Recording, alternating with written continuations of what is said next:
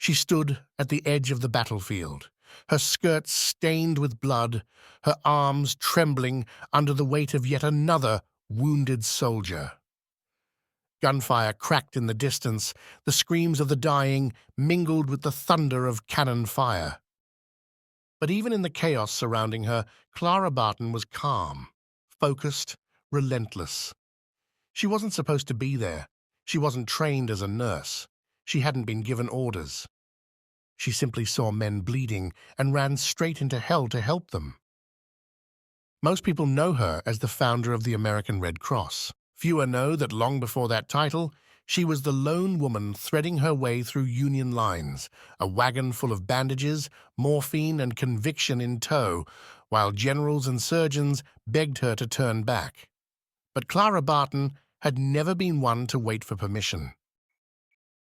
Born in 1821 in North Oxford, Massachusetts, Clarissa Harlow Barton came into the world with a mind as sharp as her resolve. Her father, a war veteran, filled her head with stories of battle and honor, while her mother tried, unsuccessfully, to mold Clara into a proper 19th century lady.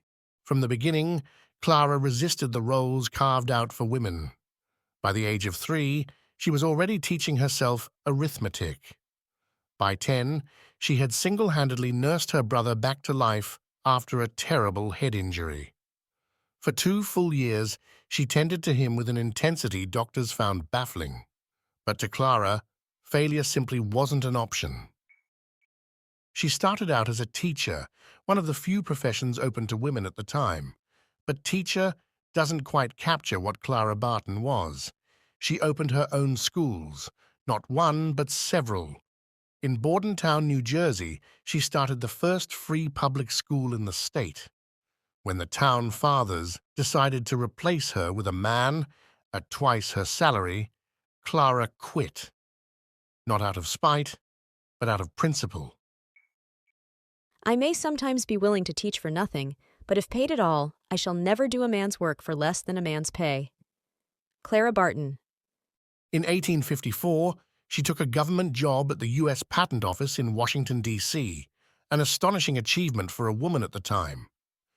It was the first time a female clerk had been hired with equal pay to a man. Predictably, the backlash was swift and merciless. Male co-workers ostracized her, politicians denounced her.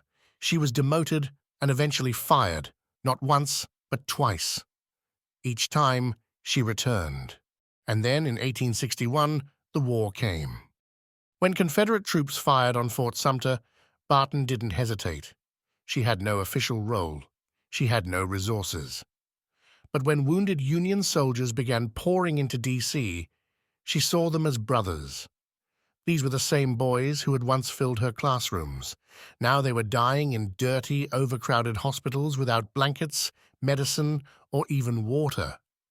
Clara rolled up her sleeves and began collecting supplies. What could I do but go with them Civil War soldiers, or work for them and my country? The patriot blood of my father was warm in my veins. Clara Barton.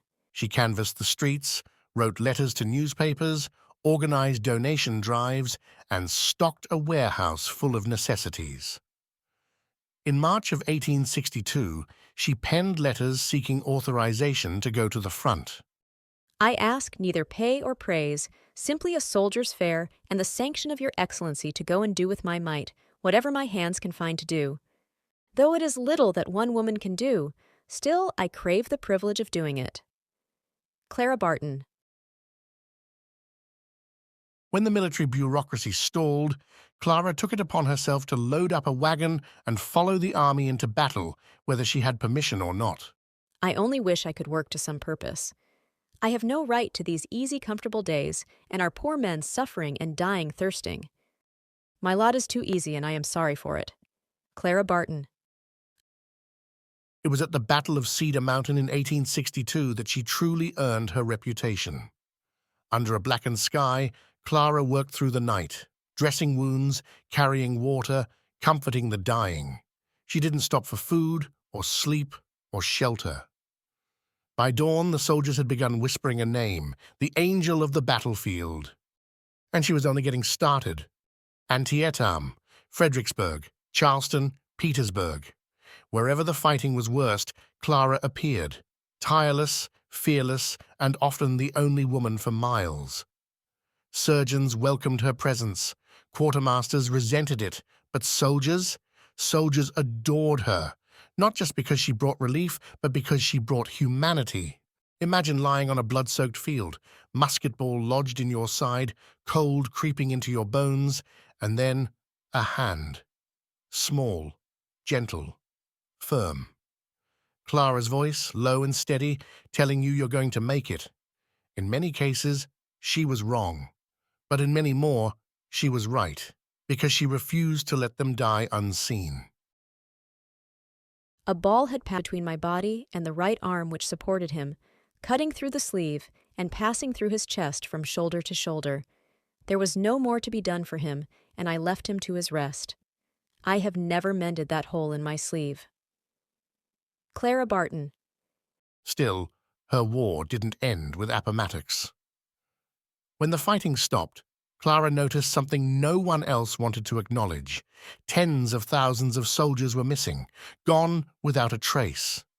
Their families desperate for answers, their names lost in the bureaucracy of war. Clara created the Office of Missing Soldiers, completely on her own. And over the next 4 years, she and a small staff answered more than 63,000 letters, identified over 22,000 missing men, and gave closure to thousands of grieving families. It was exhausting, emotionally devastating work. She was diagnosed with what today would likely be called PTSD.